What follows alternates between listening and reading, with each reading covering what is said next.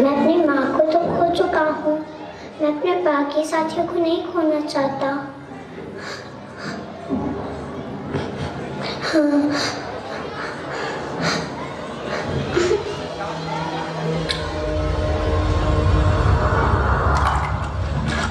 मातृत्व एक मनोभाव है। ईश्वर ने इस खूबसूरत ब्रह्मांड की संरचना करके इसकी निरंतरता के मकसद से विविध प्राणियों में न सिर्फ नर व मादा की विशेष शारीरिक बनावट एवं काम इच्छा की संरचना की, बल्कि हर मादा की भावनाओं में संतान के प्रति विशेष मन का भाव भी सृजित किया, ताकि नवजात शिशु की परवरिश हो सके और ये संसार खूबसूरती से चलता रहे। आइए देखें मातृत्व के मनोभाव से प्रेरित होकर ये जानवर हम मनुष्यों को क्या संदेश दे रहे हैं।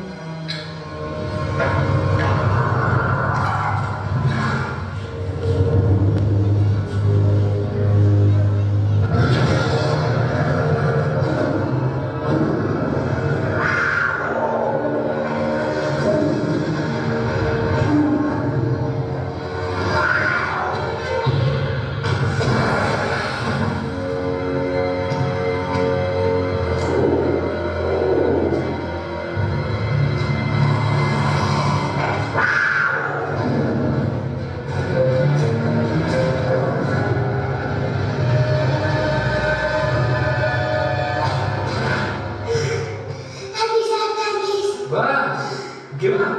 No chance. Exactly. You stand no chance. He gets solid मारूंगा.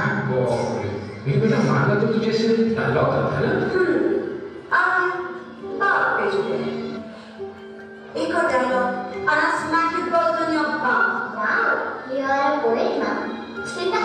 Very funny. You be quiet and you stop fighting. मेरी यूवी को एक दिन में राम बनाने का इरादा है क्या? This is self-defense here. I'm making a man. Exactly. He's not a man. He's a cow. Mom, please chill. No, I'm not ready. तुम्हें लगे तो तुम क्या जानोगे? Fine.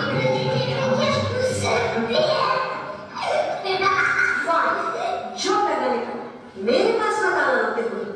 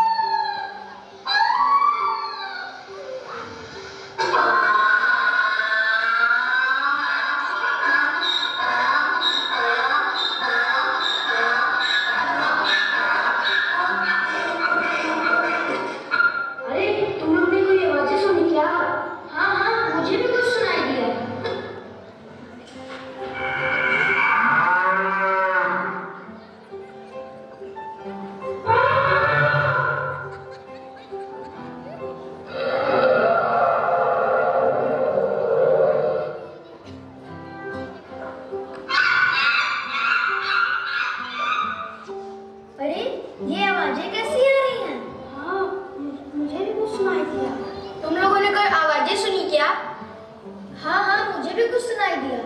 मुझे तो लगता है ये मेरे बच्चों की आवाज़ें हैं।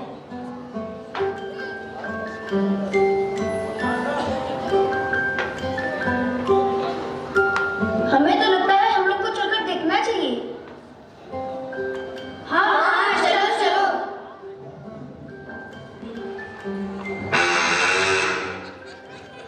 अरे क्या कर रहे हो तुम लोग? रुको रुको, ये क्या कर रहे हो?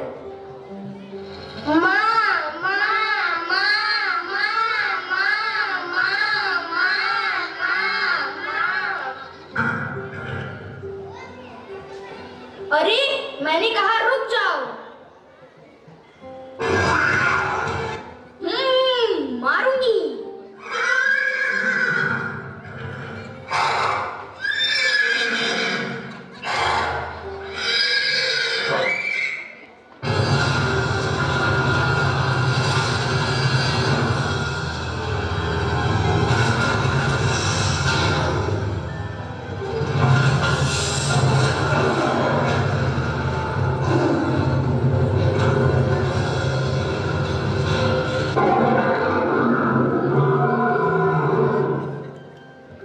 अरे वो देखो, वहां कैसी भीड़ नजर आ रही है।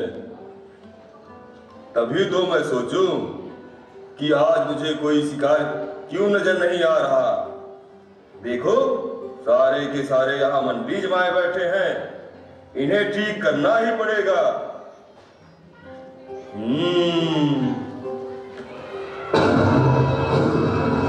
अरे पहले चलकर देखते तो हैं कि बात क्या है। ठीक है, चलो। अरे राजा जी आ गए, राजा जी आ गए। माँ, यूं भी मुझे कट्टू कर रहा था। क्या हो रहा है ये सब? तुम सब यहाँ भीड़ जमा करके क्यों खड़े हो? और तुम लोगों की हिम्मत कैसे हुई मेरे बच्चों के आसपास भी भटकने की?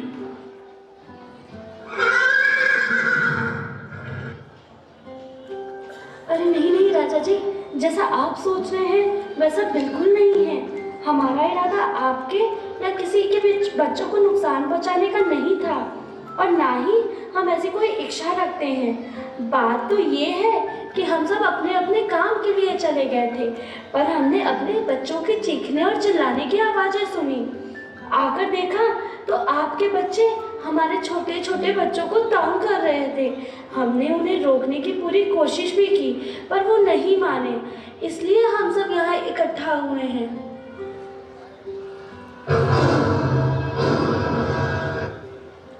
अगर ऐसा था तो ये बच्चे हैं, तुम लोग इन्हें प्यार से भी समझा सकते थे। इस तरह से एक साथ मिलकर डराने और परेशान करने की क्या जरूरत थी?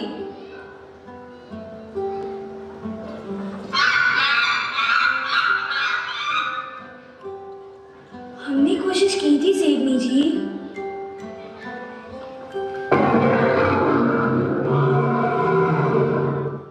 चुप रहो तुम सब। बहुत ज्यादा चालाक बनने की कोशिश ना करो। सब पता है मुझे। तुम सब मेरे राज्य को खत्म करना चाहते हो, और साथ ही साथ तुम ये भी जानते हो कि मुझसे मुकाबला करके तुम्हारे ये ख्वाब कभी पूरे नहीं हो सकते।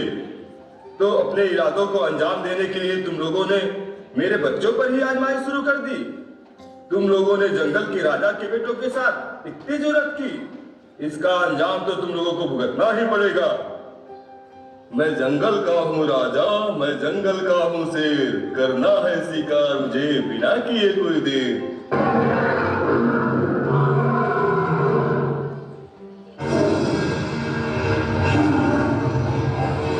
रुकिए, आप इस जंगल के राजा हैं, और एक आदर्श राजा से यही अपेक्षा की जाती है कि वो अपनी बात थोपे बिना सभी की बात सुने और सर्वसम्मति से ही कोई निर्णय ले। और रही बात आपसे भय या डर की, तो ये सभी आपकी इज्जत करते हैं, वरना सर्वशक्तिमान तो आप भी नहीं हैं। शायद आप भूल रहे हैं, लेकिन मैं आपको याद दिला दूं कि ये वही संभल भैंसा है जिसने आपके चाचा की पटक पटक के जान ले ली थी।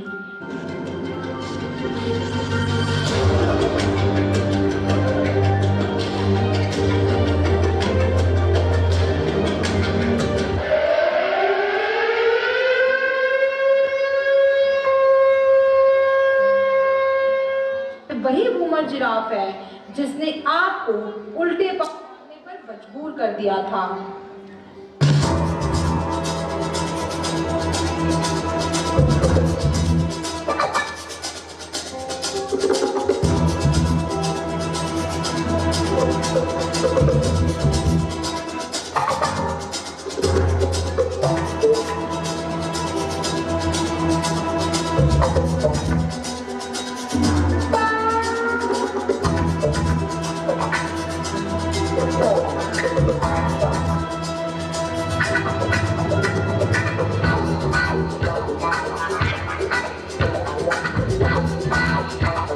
एकता में बहुत शक्ति होती है। अगर ये सभी एक हो गए तो न आपके राजा होने का खौफ आपको बचा सकता है और न आपका गुरूर। ये लोकतंत्र है, यहाँ सबको अपनी बात करने का अधिकार है। इसलिए पहले हमें सबकी बातें सुननी चाहिए, उसके बाद ही किसी निर्णय तक पहुँचना चाहिए। और जहाँ तक मेरा ख्याल है तो यह चर्चा हम माताओं की है, तो आप सभी भाई लोग एक तरफ हो जाइए।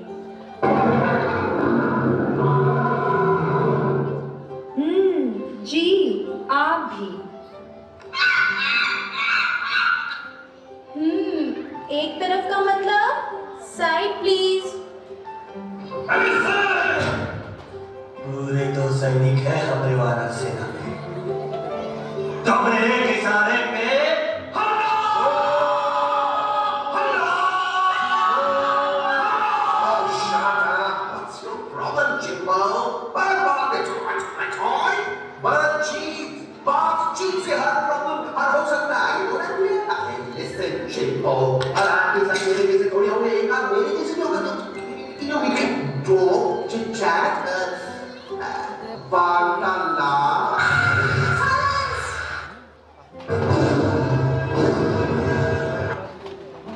कहिए, क्या कहना चाहते हैं आप सब?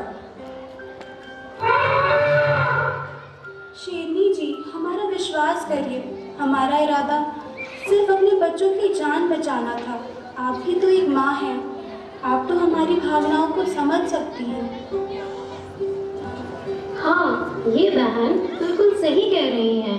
हमारे मन में अपने बच्चों के लिए हमारी व्यथा और प्रेम हम न तो किसी को दिखा सकते हैं और ना ही किसी को समझा सकते हैं। ये हमारी चिंता ही है जो हमें यहाँ तक खींच लाई है।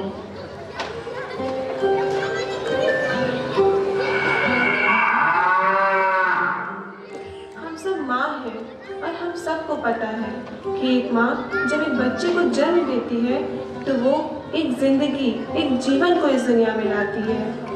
एक ऐसी दुनिया जिसके बारे में उस नन्ही जान को कुछ भी नहीं पता, जहाँ वो बिल्कुल अनजान है, लाचार है, अकेला है। माँ का साथ ही उसके लिए सबसे बड़ा सहारा है, उसकी सही दिशा है। हाँ, बिल्कुल सही।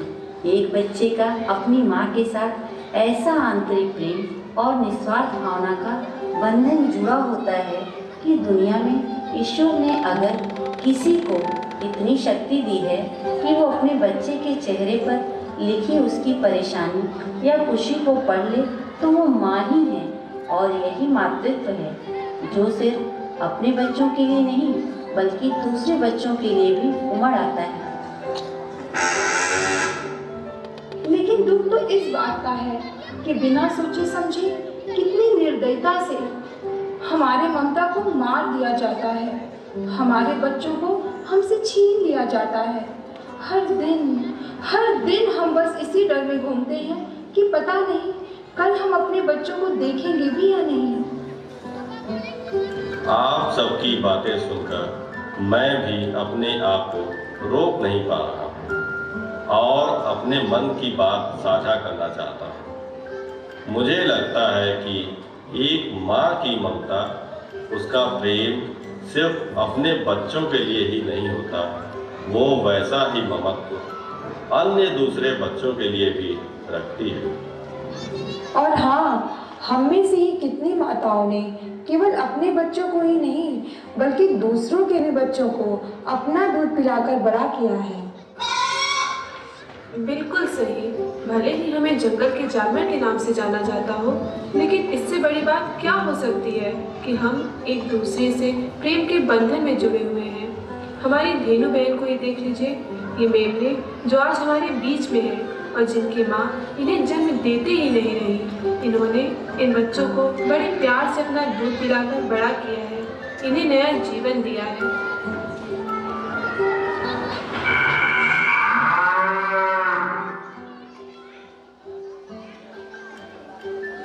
अरे मेरे प्यारे जुबी डूबी, ये नन्हे मुन्ने प्यारे पिगी, ये तो मेरे बच्चों के जैसे हैं। इन्हें अपना दूध पिलाकर मैंने बड़ा किया है। अरे मेरे प्यारे बच्चे, आ जाओ मेरे पास।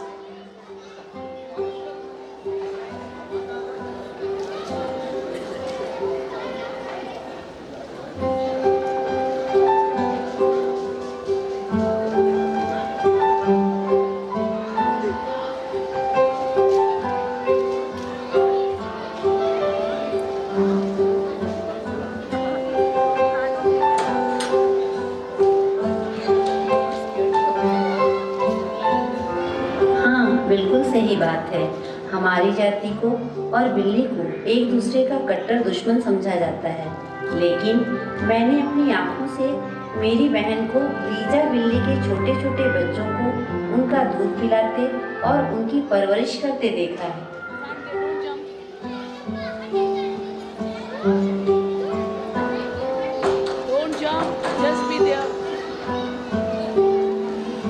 आप लोग बिल्कुल सही कह रहे हैं।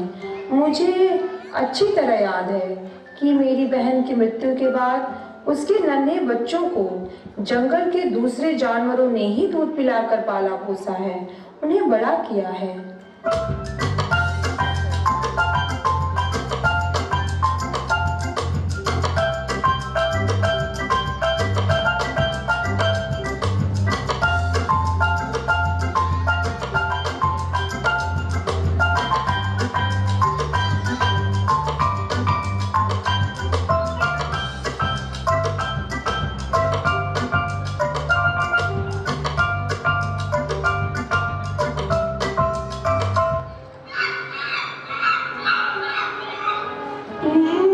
जब हम एक दूसरे से इतना प्यार करते हैं, आपस में क्यों ना घास क्यों? हम सभी जानते हैं कि हमारे सभी बच्चों को इतनी बेरहमी से ना मारा जाए। अगर हम किसी को जन्म नहीं दे सकते तो किसी का जीवन छीनने का हमारा हक नहीं है। और जंगल में ऐसे कई जानवर हैं जो शाकाहार कर सकते हैं, लेकिन वे अपने शौक के लिए हमारे बच्चों की जानें ले लेते हैं और उन्हें खा लेते हैं।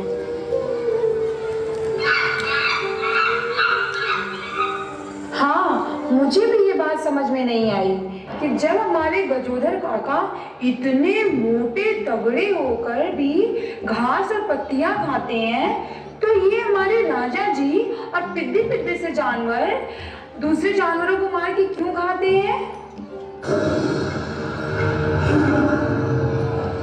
नन्हे वानराज, तुम बात तो बिल्कुल सही कह रहे हो, लेकिन बेटा कुदरत ने कुछ लोगों को ऐसा बनाया है कि वो सिर्फ मांस ही खा सकते हैं, वो पेड़ या पत्तियां नहीं खा सकते।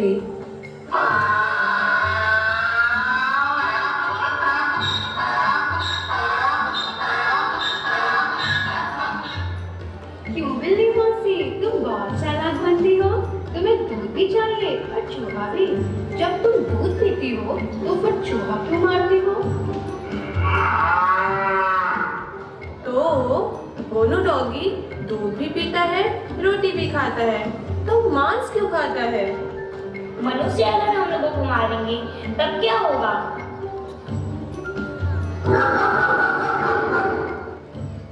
अरे मनुष्यों ने जानवरों के हित में अपना कानून बना रखा है। अरे मनुष्यों के कानून तो बिल्कुल अजीब हैं। वो जानवरों की रक्षा की बात क्या करेंगे जो अपने ही समुदाय में कन्याओं के जन्म से पहले ही भ्रूण हत्या कर देते हैं। पर मनुष्य जब जंगल में रहता था तब ऐसा नहीं करता था, और अब उन्नति के बाद ऐसे घिनौने काम शुरू कर दिया है।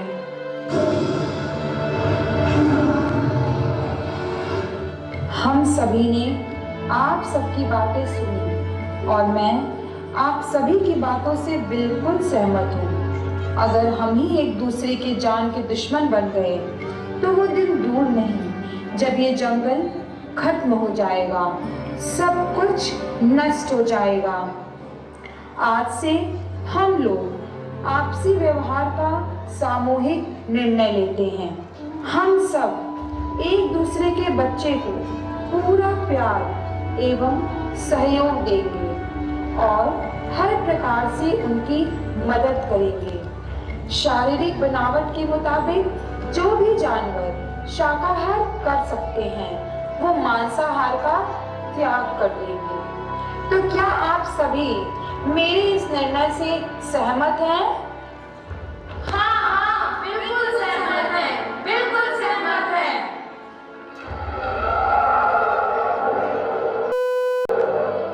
तो चलो ये सब बात जंगल के राजा और बाकी लोगों को बताया जाए। चलिए आप सभी इधर आ जाइए। हम सब ने आपकी सारी कार्यवाही की और सुनी। आपके इन भावुक निर्णय का स्वागत करते हैं। क्यों भाई, हम लोग भी सब इससे सहमत है ना?